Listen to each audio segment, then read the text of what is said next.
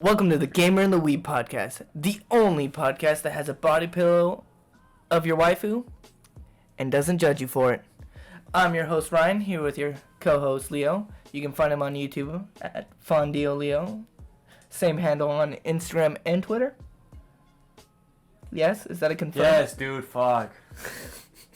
God damn it, man. We've been here for a minute trying to record because Leo he sucks. And that's all that there is to say about that. We're not going to talk about games today. We're going to focus more on anime. Water isn't wet. Water isn't wet, dude. And the earth is flat. Okay, anyways. The comment section is blowing up right now. There's no one's gonna comment, dude. They're going to comment. No one's gonna comment. They're coming. If you podcast it, they will come. No one's gonna comment. Don't comment. Please don't comment. If you do, I'm gonna block you. Okay, so we're gonna talk about anime, and we're gonna talk about that. No games. No games. Because there's nothing out right now. Everything's whack. Fuck games. So we're talking about anime, and we're gonna talk about the 5 moments in anime that made us get chills. I forgot to think about that. Or made us get inspired. So, since Leo can't think of any right now, I'm gonna start off. I'll start off with number 5. When Majin Vegeta talks to Trunks before he commits suicide. That's what you're gonna go with? Yeah, before he fucking al-Qaeda himself, you know? Okay. Before he fucking Usama bin Laden his ass, you know? So, what gave you chills about that moment? Like, The last words that he said before he died. That's Trunks, Bulma, might do this for you.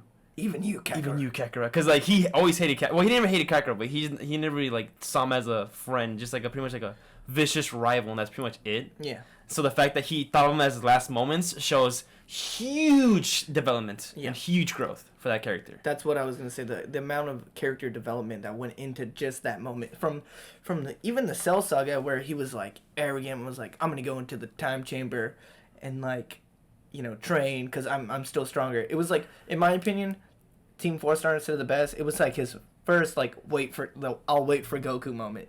Like he knew that he couldn't beat him. So, but he was gonna do all he could to stop him, and even if that meant his life. No, but I mean, it's just the fact that when you get controlled by Babidi, the Majin is supposed to bring the evil in you. Yeah.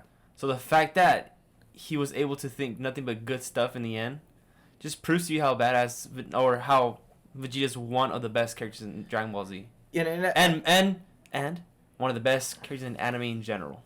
Yeah, probably with the most growth from, if you look at it from the first time we saw him to the Broly movie where he's like, Goku's like, when he's like, Goku, where are you training? He's like, to get stronger, of course. To fight Frieza. Yeah, and then he's like, I'm getting stronger to fight Frieza because you brought him back to life.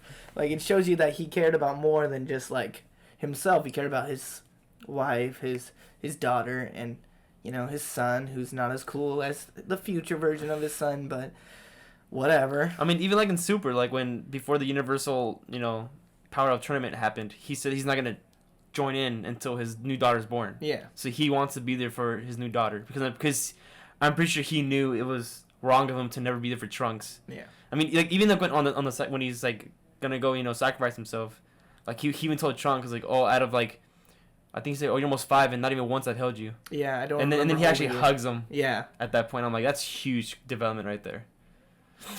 Better development in any Naruto character. Oh shit! Holy shit. When I cough, I just speak truth, Yeah, dude, it happens.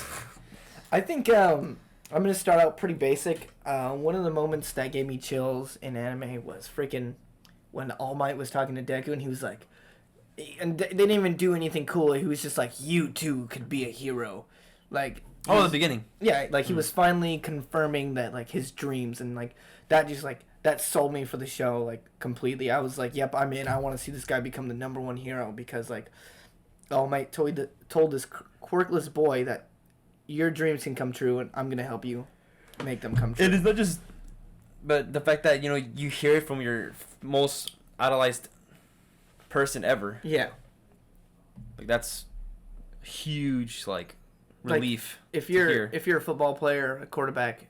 It's like Tom Brady was like, you too can make it to the NFL. If somehow you play football because you're just that gay, then I can see why Tom Brady will be your idol.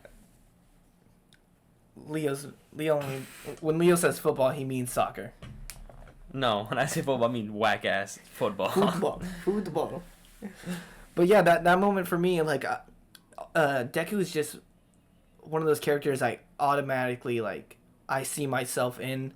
I was like in high school, like, I was Deku for sure. Like, I idolized all the superheroes. I had the same bushy hair, like, and like same scrawny. And you just cried all the time. I did, dude. You're a big I was pussy. I was a little emo, dude. Also, you're a pussy too. Yeah, why are you so hostile? Is it because we're not talking about video games here? Yeah, dude, I'm just pissed off right now. There's nothing good right now. Nothing good out right now. Nothing good out right now. There's nothing good out right now. You can talk about Spawn if you wanted to. Dude, fuck Mortal Kombat, dude. It died.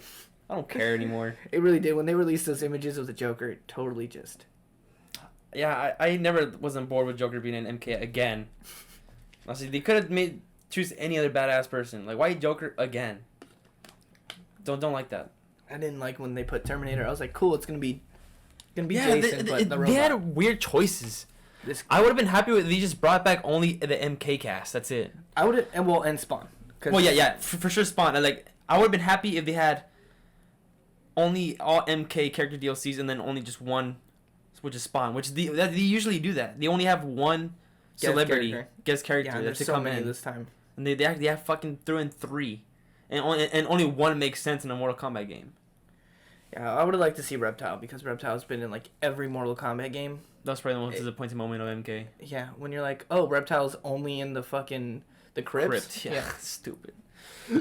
Well, back to anime because games are fucking whack right now. My fourth is probably when Naruto talks to his dad before he goes away. Dude, that part made me fucking cry. That was even though Naruto's shit, like that part made me cry. I'm just kidding. just like we said, we don't hate Naruto. We just think it's overrated. But that part did make me fucking cry though. Actually, no, scratch that. Fuck Naruto Minato. Jiraiya's death is what fucking got me, dude. His last words got me, dude. I think it's something about me liking, characters think about someone else in the last moments. Yeah, when he was like, I'll write one more book. I was like, what should it be? It's like, Tale of Naruto Uzumaki. Yeah, dude. Like, that's fucking badass. Well, and just, like, the character of Jiraiya was like, I know people will talk about, like, Iruka Sensei, being Naruto's father figure, but let's be honest, if Jiraiya was... bitch. If Jiraiya was alive, he would have asked Jiraiya to be his dad. Oh, hands down. Yeah. So... Because that was the only thing that was close to as a father figure, because, he trained Minato. Yeah. Was definitely, he definitely he taught him all his greatest moves, except for the Shadow Clone Jutsu. Like, I'm pretty sure, and they were parallels. They were parallels because, Jiraiya couldn't save Orochimaru, and Naruto couldn't save Sasuke, but Naruto never gave up, like Jiraiya gave up, Mm-hmm. No, and the thing that sells it, too, is when, at the time, Naruto was already on a mission to do, I forgot what he was going to do. And then as he was, jumping on, that one scene in Naruto when they're always jumping the trees? Yeah. It's pretty much, half the series, jumping on trees. Yeah. And filler, don't forget the filler. Oh yeah, I love filler. And then as he's jumping over the trees, you see Naruto's like his spirit hand kind of grab his shoulder, and he stops and he just turns around. And there's no one there, and he was kind of confused, but I think he knew as well. He was like, oh shit. Yeah, and then it just cuts him god damn it. And I was like, of course they always cut the best fucking characters. So Naruto's whack. So my number 4 is Full Metal Alchemist Brotherhood, when Alphonse sacrifices his soul for Ed's arm. And Ed's like, "Ow, what are you doing?" And he puts his hands over the symbol, and he freaking gives Ed his arm back, and then he beats the shit out of Father. Like, just seeing that. Oh yeah, that's like the last episode, right? Yeah, when Alphonse sacrifices his soul for Ed's arm, being the younger brother, because I have an older brother, I was like, dude, that's some shit I'd definitely do for my brother. No, you won't. Even though my brother's kind of a wuss. I won't. No, I won't. I'm just kidding. I'm just kidding. He'd be like, Bud, what are you doing? Bud, stop, Bud. Bud, what are you doing? Bud, no. what are you doing? Bud, no. And I'd be like, it's okay, Bud. I got this. I'd sacrifice my soul to get his arm back, just so I'd be on the other side watching him just lay the hands on Father, dude. That shit. Also, what I like, I'm going to count this as one, because one event leads to another, is when so he sacrifices his soul, and then when everyone was like, get him, Ed, and then Roy was like, Full Metal, when he's laying the hands on him, and everyone's go, Ed. Like that should give me chills too, but I'm counting it as one moment because like it's my podcast. I can do it.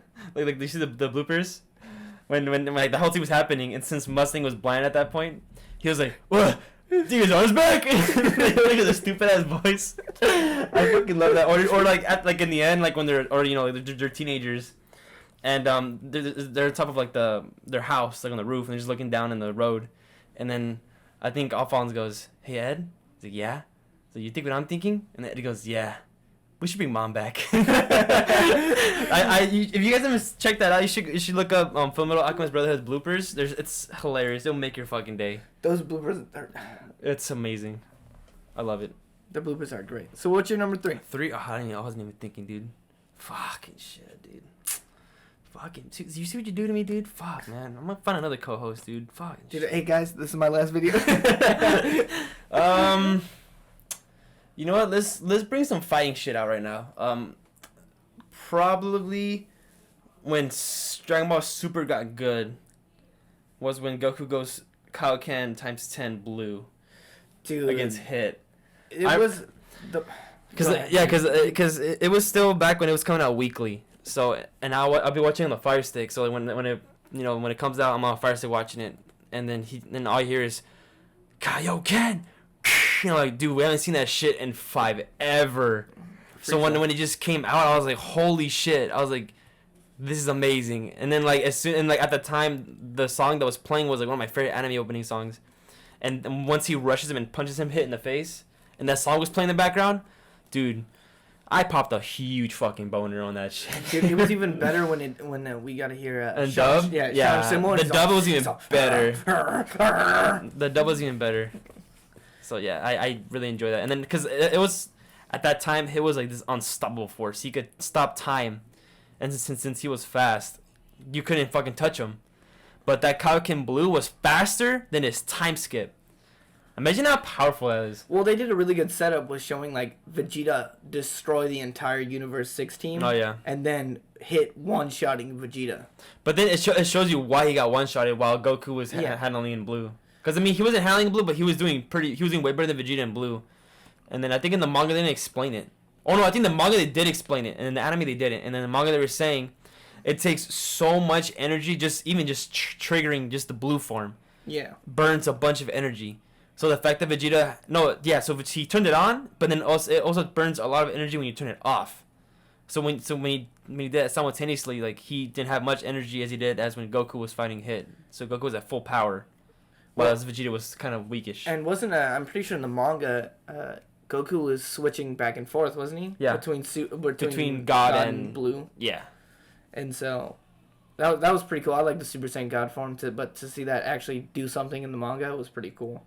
But I like that moment too a lot, and it was because Kaioken was one of my favorite techniques in Dragon Ball. I thought it was, and when I was a kid, I just thought it was cool because of the name. But as I grew up, I was like, they could have used that in so many like aspects. You know what I mean? Like it would have been cool if like Piccolo learned it, and he would have been kind of useful for a little bit longer. You know what I mean? Like, could you imagine like he absorbs Kami, and he can use Kaioken as well? I mean, I do like the later on when they're in the Tournament of Power when Piccolo is fighting in a Namekian or two Namekians that have absorbed the whole, like their whole planet. Yeah. So these two Namekians, so the Namekians have a gift where they could fuse people and become stronger. These two Namekians were fused the entire of a planet of their universe, the whole planet, and the fact that Piccolo was stronger and he only absorbed 2 people. Yeah. So two people against what, like hundreds and thousands of people.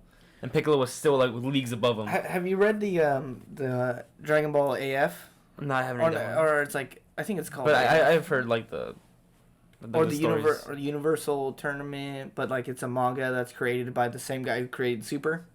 Oh, the fucking Toritaro. Yeah, Toritaro. He created it, and there's a Namekian that absorbs his entire planet, and like, so like in that universe, in that like fan Dragon Ball universe, there's like different universes as well, but they're like different scenarios of like Dragon Ball. Like one of them is like, what if Boo won? What if Cell won? And one of them is, what if the Saiyans never went to Namek, and so all the Nameks fused into one Namekian, and he was stronger than Frieza, and like supposedly like outclassed Final Form Frieza.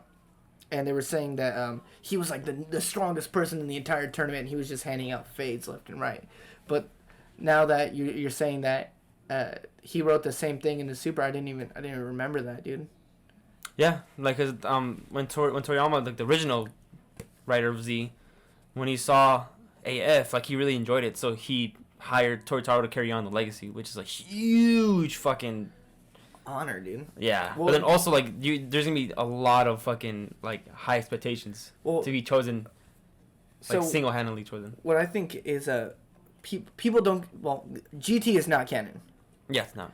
But people aren't even considering super canon. Like I know there's some people that are like, well, Toriyama didn't write it, and so I'm not gonna agree with it. But Toriyama is the producer of it.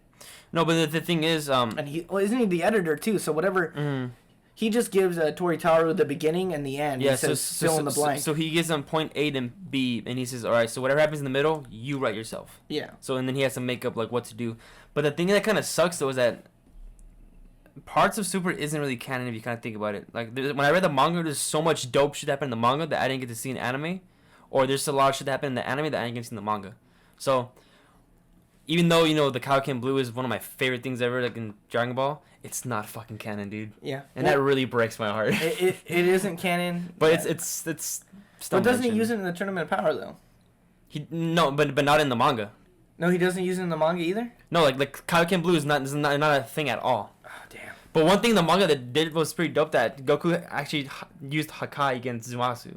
Yeah. He used Hakai, and it worked, but since he wasn't a full-on God Destruction, it didn't completely kill him, but it did some damage, and I'm like, that's fucking sick. Goku using a Hakai? But you know what was super... Okay, this brings me into my number 3. On the subject of Dragon Ball, his Ultra Instinct, the mastered version, that sent chills down my spine, and I thought it was something that was foreshadowed since the beginning of Super. Of the Frieza arc.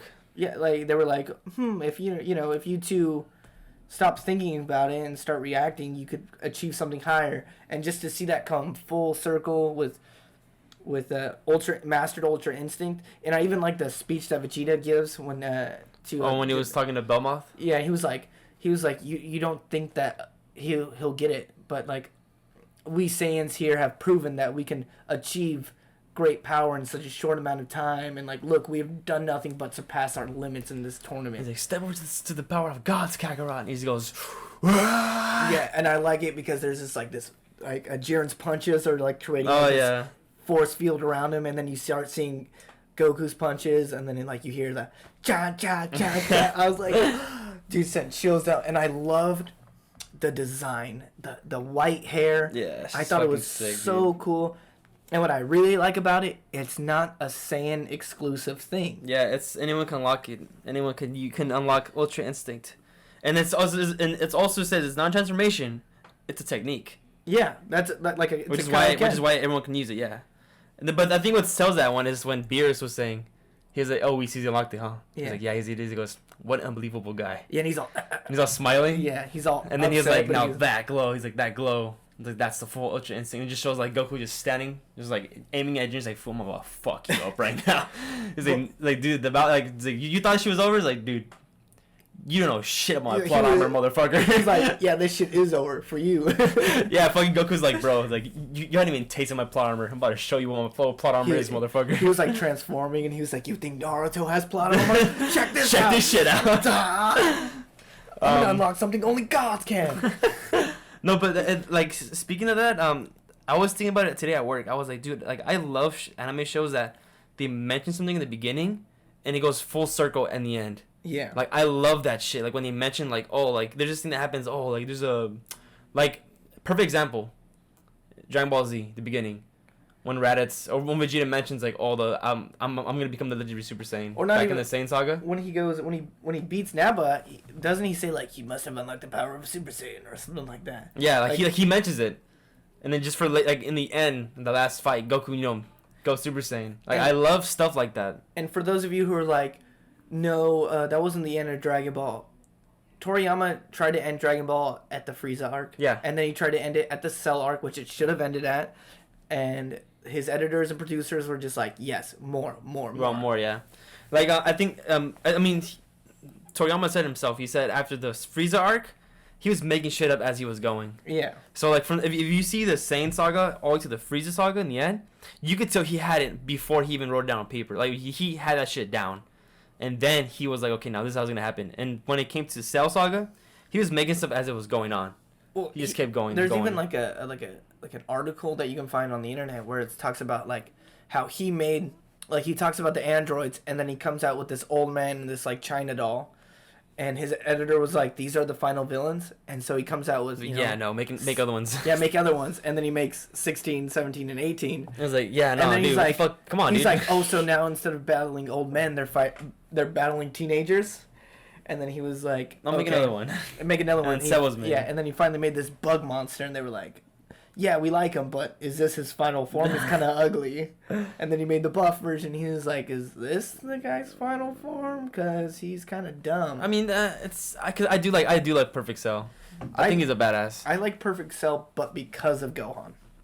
Well, yeah, that's Cell's not a thing without Gohan. Yeah, which when the thing is, like, people thought, Cell was anything with Goku. No, Cell was nothing without Gohan. Yeah, it's like the great enemies. Like, people don't remember you because you're friends. They remember you because you're enemies. Like, that's a line from a TV show called Smallville, and it's about like Superman and Lex Luthor. Mm-hmm. And Lex Luthor was like, I thought they were gonna remember me because of my family, and then I thought they would remember me because you're my friend, but they'll only remember me because you're my greatest enemy. And that's so true. It's like Frieza's nothing without Goku, Gohan is nothing without Cell, Naruto is nothing without Sasuke. It's true, and that's why, like, I don't even know, dude. It's just amazing, like when you think about it like that. No, and then, I think the Cell ending would have makes the perfect sense. Like Goku going away, saying, "Oh, don't bring me back to life because when I am, shit just happens. Yeah. So let me just leave me dead, and then for his son to be the next, powerful Saiyan. So I think that would be cool. I mean, yeah, Buu Saga did have a lot of dope shit. Like Ultimate Gohan was fucking sick, and he tried to end it there too. Vegeta was fresh. Yeah, and the Vegeta was sick. Majin Vegeta was really good. Super Saiyan 3 was iconic. So there is some dope stuff in Buu, but Buu is a mess. Yeah. Buu is a huge... The whole Buu Saga is a huge mess. Well, and so... What was I going to say? And then they just did Gohan so dirty in the Buu Saga. Yeah, they always did. And that's what I'm happy in the recent chapters right now. Like, he actually has a really good spotlight. And he's not just getting, I'm gonna fuck you for a couple times, and then you're gonna fuck me up, right? All right, sure, let's do it. No, he's actually getting some spotlight. Well, even in the manga, he beat Kefla. Yeah, they drew. Oh yeah, they knocked each other out, which I thought was lame. But in the anime, he knocked out Dispo too, sacrifice. But yeah, still, it was awesome. But yeah, like and the manga's better because it just proves to you how strong Gohan is. Because I know in the anime, it took Ultra Instinct Goku just to put down Kefla, but in the manga, all it takes is Ultimate Gohan or Mystic Gohan, or you want to call it. Yeah. That's all it took to take down Kefla. Well, speaking of things like how you were saying that, I like something that's mentioned in the beginning, and then it comes full circle. Cell was a perfect example of that. It's mentioned that Gohan is the strong, has hidden potential, and then in the Cell Saga, we see it be achieved, and it was perfect ending to Dragon Ball right there. Oh yeah. And then I actually didn't think about that. And then okay, we get another arc. Here's Ultimate Gohan. The same thing that you started at the beginning, we saw in the Cell, we get to see it again in the Buu Saga, and then they were the editors and producers and even the fans at the time were like, where's Goku? We want Goku. That's Goku is the biggest strength and weakness of Dragon Ball, if you really think about it. Mm. And I don't know, I think we should have gotten more Bardock stuff. I think Bardock is a true Saiyan. I think that's why we got his good scenes in Broly. Yeah, but I wish we could at least see some fight scenes of him. I thought we were about to see the beginning of or the end of the Bardock story. Yeah, because remember how in the movie Bardock when he was fighting everyone and there was and he's all Frieza threw a bunch of fucking of his army, and his army was not standing a chance. He was going through them easy. Oh yeah. So I thought we were getting something at least like that, but no, it ends with just him blowing his last better Rasengan, you know, at fucking Frieza. I like when he like flies up and he elbows that one of the Yeah. henchmen in the face and just goes flying. I like, you know what else I like about that movie? That the original Bardock movie that they didn't mention in the Broly movie, the fucking bandana. Oh yeah, That shit covered in the blood of his comrades. yeah. So like, if you watch the original movie, like Bardock has this red bandana that he puts on his head, and the reason for that is he was kind of late on a mission, but it was when Frieza was already gonna like kill all the Saiyans, so like they killed Bardock's crew, cause like that was who they were most afraid of, cause I think they're talking to Frieza saying, hey, like this guy Bardock is getting pretty strong, so then Frieza was getting scared. So he kills Bardock's crew, and then like he gets there as soon as they're all dead. So then he gets one of his best friends, like little cloth that he had around his arm, and he unwraps it, wipes you know his best friend's blood with the rag, and then he just puts it on his forehead, and he just that's like his like most iconic look. Yeah, he's all. So I was pretty sad how like that wasn't mentioned in the Broly movie either. Even if it wasn't and we just saw it, it still would have been cool. Yeah, because like we know what happened. Yeah, all the fans would have been like, yes. Yeah. The bandana, like that shit was so cool. Not the Super Saiyan Bardock movie either. Like that one's a mess too. But what's your number two? Number two moment for chilling anime moments or inspirational anime moments. I'll just say that with the Tanjiro when he fights that one spider demon. The spider demon. Yeah. That. Cause I remember cause like his dad never gets mentioned. Yes, that's what I was gonna say. On the complete opposite side of mentioning things and them coming full circle, Yeah. we don't even hear a lick about Tanjiro's dad. Yeah, like and nothing until like he just showed up out of nowhere. I'm like, okay. I was like, did I miss something that was he mentioned before? I was like, I know he had a dad. I just never knew like he was, like they never said he died from a sickness. Cause I mean he looks sick, so I'm guessing he died. Yeah. But they never mentioned that he died or where he was at. They just carried on. So something that I heard in a video by a YouTuber, I think he's like Takahata Actually, 101. Before you finish that, I think I missed in the show. Do they ever explain why his fucking skull is so thick and strong? Nope. They don't explain either? No. Okay, because I'm like, because he uses his head a lot. Yeah. And like, they always get fucking wrecked by it. And he never gets phased. I'm like, did I miss something that they explained why his fucking skull is so strong? No. Okay.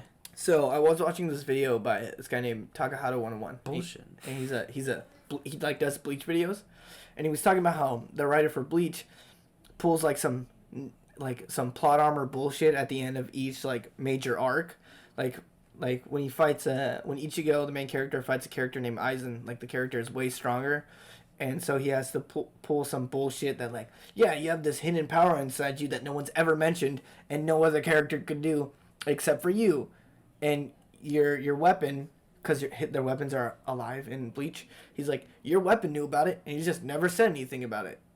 And he was like, it would have been so easy just to like, while he's training inside of his weapon, to have like a door and him be like, oh, what's that? And he'd be like, oh, never go in that door, because if you do, something bad will happen, you'll lose your powers. Like, it would have been that easy in Demon Slayer if at the beginning of it his mom was like, hey, don't forget that you need to come do the sun breath dance. the sun breath dance when you come back for bringing charcoal up, and then we get to see the sun breath technique or a glimmer of it in Demon Slayer, or when he kills the spider, or when he's doing the swords, when he's like, oh, the reason your attacks aren't as strong with water is because your abilities aren't water based. There's something else, you know. But what were you gonna say? No, I just really like I think it would have been better if the mom was told him, oh, don't forget your sun dance. He's like, oh yeah, I'll do that when I get back, cause you know it's at night you need to do it. Yeah. And it was still daylight. So oh, yeah, I'll do it when I get back. And then that's when he had a flashback of his dad, and he was like, oh, and it shows you the sun dance and what like the fire dance and what it does. Yeah. But I liked it because he just tapped in and went fire instead of water, and I was like, oh, that looks fucking badass. Yeah, and the dragon transforms. No, yeah, but then what I also thought was pretty cool is because with like Nezuko, like you never really see her blood demon art. Yeah. And then I don't know, she just wakes up too, like I guess she had like the same dream, and she's like, oh, blood demon art, and like it just completely just like caught the fucking villain off guard. Like, what the fuck? And she just goes, and just fucking just like didn't slice his head off, but close. Like usually, like I was saying, I was talking to you about this. How like when I usually get chills from an anime show or a video, I have to rewatch it. So when I watch it the first time and I think it's badass, I don't get chills. I have to rewatch it again in order for me to get chills. So for example, let's say when All Might was like standing against one All for One, and he's with one huge arm, and then how like Gran Torino was like saying like his dialogue, and it's like everyone's counting on you, and then like everyone, and then you hear like the crowd go, "Oh my!" and he's like standing. When I first watched, I'm like, "Damn, what a badass!" Guy. Yeah, I was like, "What a badass!" But I didn't get any chills. When I watched it again, then I got fucking chills. Yeah. I was like, "Oh shit!" I was like, "This is fucking sick," and then. But with this one, the Tanjiro versus the demon, I got chills right there and then, and I was like, oh shit, I never got chills like for the first time before. The fuck is this? I was getting confused, bro. I've never experienced this feeling before. Not me, dude. I've gotten chills so many times during like watching an anime, just watching anime. I think my number 2 is a Cowboy Bebop moment. Mine is definitely when Spike is talking to Faye and he was like, I lost my eye in a bar fight. And so one eye I've been seeing the past, and the other eye I've been seeing the present. I've been trying to figure out if I'm alive or if I'm dead, and this will tell me. Like that whole. I mean, I just fucking said the dialogue. So, yeah. like Spike is one of my favorite characters. I have like a really, like my type of character. Honestly, that show's underrated, dude. I don't hear much talk of it. It's because it's a little older and Well, people. yeah, but people still talk about like Dragon Ball and Naruto and shit. Yeah, but that's because it's popular. You know what I mean? So stop fucking talking about Naruto. There's better shows out there. Grow the fuck up. Watch Cowboy Bebop, damn it. It'll change your whole life. That's a really good one. It's just one season. So you don't have to fucking like, oh my god, but I have to watch another 500 episodes. Oh my god, My Hero Academia is already in its 4th season. I just spent, 726 episodes of Naruto. I don't know if I can handle another 59. Man, y'all are bitches if you're like that. I hate people, dude. And then, but that moment just, I got a really big crush on characters that, like, wear trench coats, smoke cigarettes, and are so badass. Like, Spike, John Constantine, Bigby Wolf. Like, those are, like, some of my favorite characters in all of fiction. And they all kind of dress similarly. But Spike, I love him even more because he's supposed to be like Bruce Lee. And Bruce Lee's, like, one of my favorite characters. So he's just a amalgamation of characters and things that I like. And to see him, like, say that, like, I'm going to go find out if I'm alive. Excuse me. I'm going to go find out if I'm alive, and this is what's going to tell me. And basically, we all know what he's facing is certain death. And just to see him go out there and freaking kick ass like that gave me chills. And that speech is really what gave me chills. And especially because, he kind of tells that to his love interest, Faye, even though some people are like, no, they're not really. You're like, come on. We all know that Spike had a thing for Faye and Faye had a thing for Spike. That's why she confronted him. I'm not going to get into that now. But to say that in front of the person that you like, that basically you're going to go and die. And you're going to go and die, and you're not even thinking about dying. You're just trying to figure out if you're alive. Like, that's one of the most, like, badass things in anime I've ever heard. Good one. Bro, shut up. You know you like that shit. You like that word drop, amalgamation. I'm smart, dude. Alright, so my number 1, I'm gonna throw another Dragon Ball at you motherfuckers. The reason why I like this one so much, cause it just proves to you with how badass Goku is, and how no matter the stakes, even if like on paper it's like, yeah, like no matter what you pull out your ass, like you cannot win. Goku would be like, I don't care, I'm still gonna fucking try. Like that's pretty much like a huge inspiration from Naruto. That's how Naruto is, like he doesn't give up no matter what the stakes are. If it's for sure it was taken from Goku. That trait was taken from Goku because that's what Goku is. Well, let's see here. Orange jumpsuit. Yeah, orange jumpsuit, blonde hair, eats a lot. Never gives up. He's kind of stupid. He always manages to bring his enemies to his side. It's like, yeah. I've never seen those traits in Well, but the moment I'm talking about is his Kaioken times 20 coming against Frieza. Oh, and the flashbacks with Chi-Chi. Yeah, so at this point, like Frieza was drowning Goku and he knocked out at one point. and then he was having like thoughts of what would happen if he lost, like right there and then. So it shows, Frieza like killing his kid and Krillin who at that moment, which is like a Namek, and then he was like thinking of like Frieza going to Earth and slaughtering Chi-Chi, Chi-Chi's dad, the Ox King, Master Roshi, pretty much everyone that he knows, and then after and then you see fire like in the background as like they're showing their faces, and I like the Kai version better, because like Goku was screaming their name and he was crying, like he seemed sad, and then as soon as like that thing flashback happens, then shows Earth blowing up, and then once that blows up, he just wakes up, and then he just fucking goes all out, and he's like, oh, like, yeah, like, I never went this high, and it might ruin me, but hey, I gotta fucking try. Yeah. And he goes, Kaioken times 20.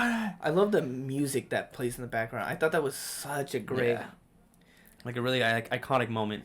Like that's what really sells a lot of these scenes, in my opinion, is the music. Yeah, no, the Bruce Falcor music by, if you want to be very like that's like the original Z soundtrack. Yeah. Like Cell's like original theme. Or like Vegeta's like when he goes Super Saiyan. That piano, dude. That's iconic as fuck, dude. Or even like Goku's Super Saiyan music. Have you seen that one? No, I don't. That one I don't recall. I remember the Cell, and I remember the Vegeta, just because the Vegeta one. I saw, you sent me the video of him when he when he does the final flash against Jiren, and they do the same like. Oh yeah. Mm-hmm. But it's that moment is like what I still watch that to this day, and then even I made a video myself when I used that Goku scene, but I used Naruto theme. I made that one, and it went so well. With like the music just hit perfect. I'm like, wow, actually, I was like, this actually really goes together. And I thought it was like one of my favorite moments ever in Dragon Ball was that fucking scene. Oh, so here it is.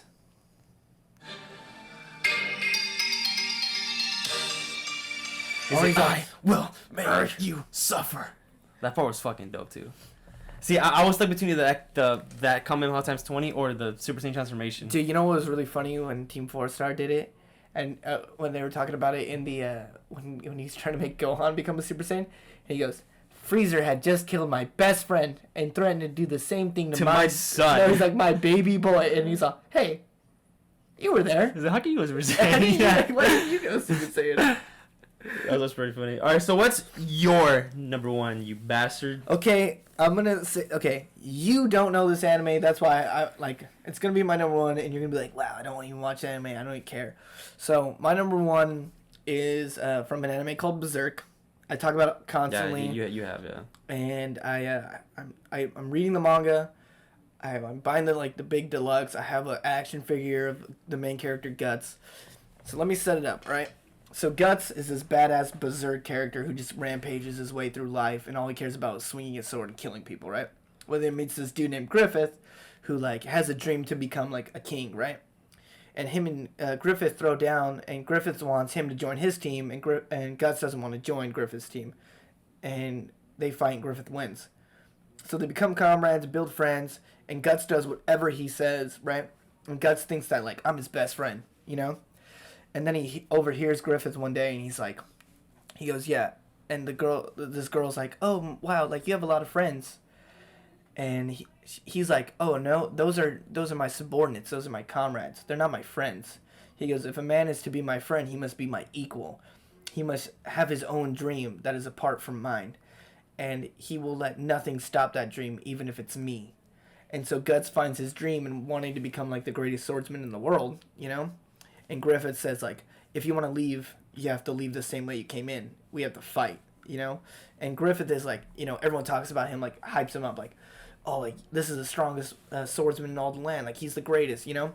And Guts beats him with one swing. And they like, clash swords, and Guts breaks his sword, and he stops it right in front of his face. And they do it in the snow, and when Guts breaks his sword, this giant, like, cloud of snow goes all around them.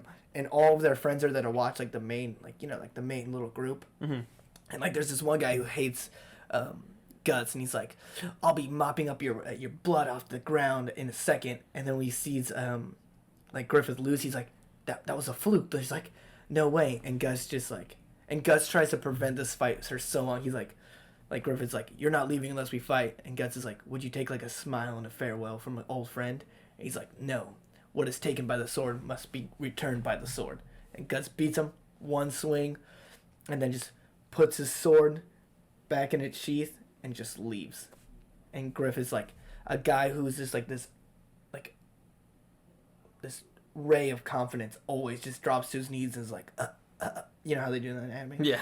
And he's just like so defeated, and everyone's just like shocked, and like people are crying, and he's just like, I'm sorry I had to do that, friend. But a man must follow his dream even if his friends were to oppose it. And I was like, full circle, boom. I love that shit. Like, and I hate Griffith for reasons later in the manga, so I was even more like, fuck you, Griffith, I hate you.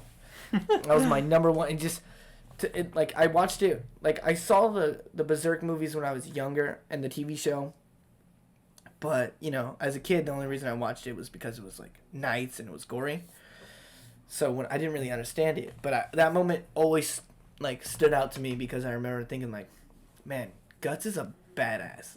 Like he beat the one dude that everyone in the like whole world thought was just the greatest thing since sliced bread, and he beat him in one swing. Yeah, so I thought they were gonna end it there because, you know, there's not much games that are out right now that already catch our attention. So you wanna just real quick tell them about Dr. Stone if you want? Well, I'm not finished with it because I just started watching it when it was weekly, and I was like, you know, fuck it, I'm just wait till it's done because I hate waiting weekly for this shit. Yeah. So then I stopped and I forgot about it, and I just started rewatching it again, and I think I'm on episode, I want to say 15. So I'm on the part, which you're already ruined for me, for fucking asshole. Sorry. But I'm on the part when it's like that little mini tournament arc that they're having. The guy who really loves the princess just beat like the toughest guy there, and then it's Senku versus the other guy who pretty much Deku. It's pretty much Deku. Well, it's even voiced by the yeah, same guy.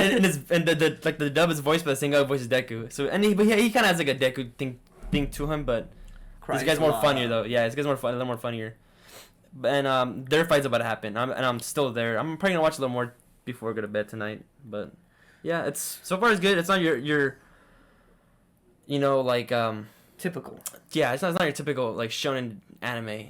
And then if you guys don't know what shonen, why we mean by shonen, shonen is pretty much, you know, your Naruto, your Dragon Ball, your Full Metals. You're fighting. Pretty much, yeah, like all those, you know, very popular anime that's like out right now. That's a shonen. Like Demon shonen. Slayer, My Hero, those Yeah. are shonen animes. They're shonen actually it's aimed at teenage boys. That's why all the main characters tend to be like teenagers and they fight a lot. There's something else that's called for example, Vinland Saga starts out as a shonen because it's about a teenage boy, but there's another term where it talks about adults. That's like a show. I'm gonna butcher this if this is the actual pronunciation, but don't quote me on it. I'm not sure. It's like a show side or something like that. It means like the adult version. It's just like, oh, you know, they're no longer teenage boys fighting, they're men, you know. And like Vinland Saga is a very rare anime that goes from a shonen to a shosai. You know, you see him grow into an actual man. Whereas Naruto doesn't end as a man. You don't really see him fight. And you can't really count Boruto as that because it's about Boruto. Yeah. But Trash, you know. It's about a garbage can who has legs and arms. It's about, you know, Naruto's dad. It's about Boruto's dad's son, you know. Yeah. Goddamn. But yeah, like it's not your typical, but it's like really good though. Like, and then I was shocked when you told me it was a shonen anime. Yeah. And I was like, really? It's a shonen? Because you only seen like 2 fights after like 15 like episodes. You pretty much only see 2 like actual big fights, you know. So I was pretty surprised that you told me it's a shonen. I'm like, oh, it's a shonen. It doesn't really seem like a shonen. It seems more storytelling. Yeah, but I just thought it was it was something new because there were so many, like, at the time that when Dr. Stone came out, My Hero was really big, Demon Slayer was big, and Fire Force was Fire Force. It was back when Fire Force was huge too. Fire Force, and I couldn't stand Fire Force because I thought it was just a ripoff of My Hero. Yeah, because he was like, I'm gonna be a hero. The main character just kind of has the same you know goals as Deku. And he always says like, I'm Mr. Punch some sense into a man, and I'm like, I hate you. I hate you. I know. She was his name Shinra, right? I hate that guy. And at first I know you liked Fire Force a lot. Yeah, I did, and then like I liked it so much to the point where I was reading the manga, and I was like and like the thing is that kind of disappointed me too was when I was reading the manga, there was a bunch of stuff like, dude, I can't wait for this shit to be fucking into anime, and when I saw it, I'm like, it wasn't as good as I thought it was gonna be. Like when Shinra fights that one first barricade guy who has like the stars as eyes. Oh yeah. And he's like about to like murder, that one chick. The cat lady. Yeah, Tamaki, something like that. He's about to murder her, and I was like, okay, I remember reading this. This was fucking good. I saw the animation like that wasn't good. I was like, the manga was way better. It does have some very screenshotable moments though. Yeah, it does. Yeah, like, there's just some moments like where they pull out of the panel, which some anime shows do. Like I know like the one I was waiting for was when Shinra was on top of the car when it was upside down, and he was just like looking at the demon. Oh yeah. That fire demon. The he was sentient like, one. He's like that's not a kid. That's a fucking devil. Yeah. And he was just crouching, looking at him, smiling with an evil face. I was like, that anime is be fucking cool. Dude, the one reason I don't like Fire Force, not to cut away from this, it's part of the reason I like Dr. Stone more, is because everyone is useful in Dr. Stone. Like, I like characters to be useful. That's why I kind of get away from Naruto and Dragon Ball. Is because eventually you know who's going to stop the main... I was like, you know what? Hey, let's call Goku or Naruto or something. I don't know. Yeah, let's just wait for Naruto, wait for Goku. And this anime so quickly became a wait for, like, Shinra. Like, not even his rival is a real rival. Like, spoiler, sorry, hate Fire Force, I'm going to spoil this. Shinra literally teleports through time at some point. And the main villain, well, kind of the main villain, stops time. And Shinra's captain is a regular-ass dude. Now, if Sho ran into the captain, the main villain's name is Sho, he would wreck the captain in a fight. Or any of the other members of the 8th, or almost any other member of the entire Fire Force, you know what I mean? Mm-hmm. Like, it was just the quickest thing I've ever seen that went from, hey, we're all useful, to wait for Shinra. Whereas Dr. Stone was like, the main character was waiting on other people, he was like, oh, I'm useless in this situation because I'm just a brain, Yeah, like I remember he was like, oh, you big oath. What's that guy's name again? I forgot his name, but I know he... You mean Lemillion? Yeah, the guy was Lemillion. Yeah, he was saying like, oh, like you're good for, since you're an athletic kid, you'll be useful for, bringing stuff, doing stuff, and then I know they wanted to... Oh, they only brought back that main villain was because, they're about to be fucking eaten by a lion. Yeah. So then like, oh, this guy is a fucking like beast. Yeah. So let's revive him so he can help us out.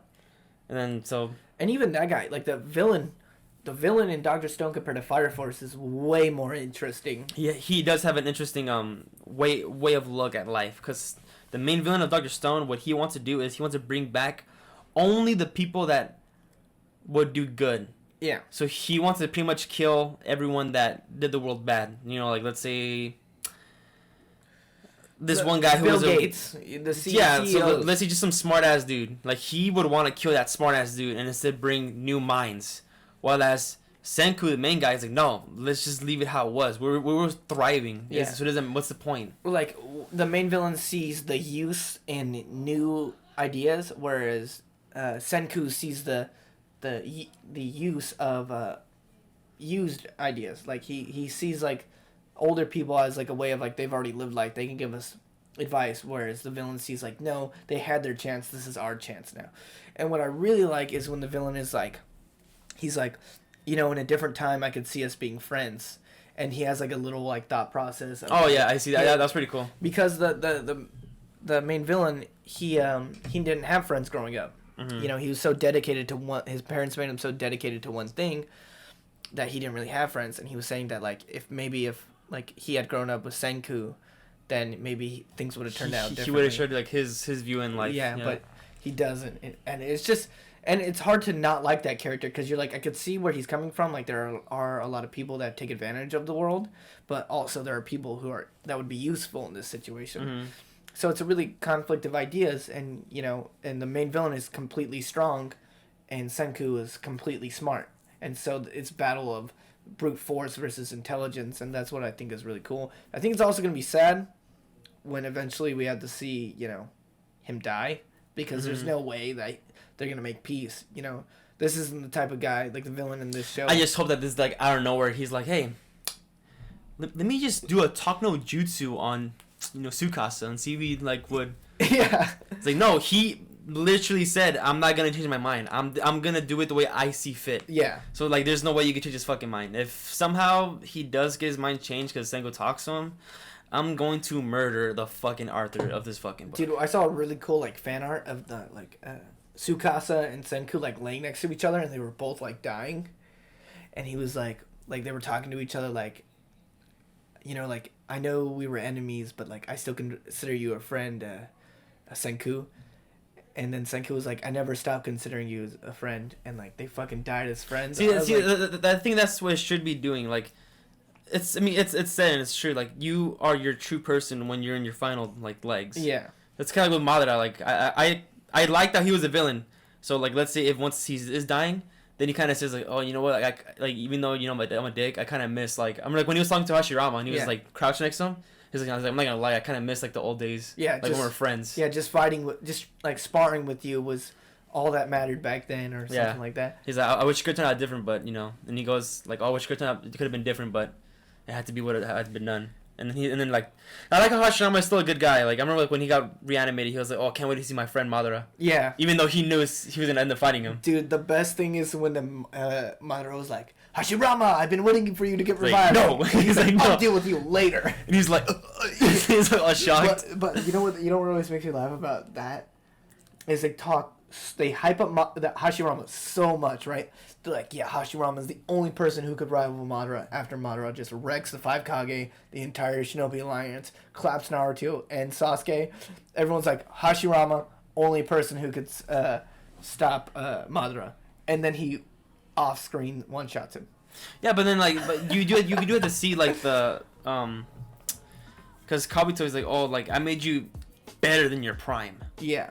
So I think if Madara was just his prime, and I think maybe Orochimaru and reanimated Hashirama in his prime, I think. Yeah. So I think they all came maybe back Hashirama would have won. But you know what's crazy about that? But it's because I think if Kabuto just reanimated Madara just in his prime, that's it. Getting no upgrades, just prime Madara. And then if Orochimaru, reanimated a prime Hashirama, I think Hashirama was gonna win. But the thing why I think Madara won is because he even has Hashirama's DNA in him. But then Kabuto even said like, oh, like you have Hashirama, but I made you even better than your prime. Yeah. So I'm pretty sure he was leagues above Hashirama by that time already. That's why I'm so upset that we never got an actual fight between Rinnegan Sasuke and Sage of Six Paths Naruto versus, double Rinnegan Sage of Six Paths Madara. I thought that would have been amazing. But you know what? But nope, we don't get what we want. But you know what I love the most? You gonna say some dumb shit? Just say it. I am gonna say some dumb shit. I love my body pillow of Faye because this has been the Gamer and the Weeb, the only podcast that doesn't judge you for having a waifu body pill. Thank you very much. And before we go, just let you know, all of our social media will be down in the description. Same my YouTube channel, so just go in the description. I don't give a fuck about it. If you like gaming videos, just go on my videos. I just posted a new one too, which is pretty funny, but yeah.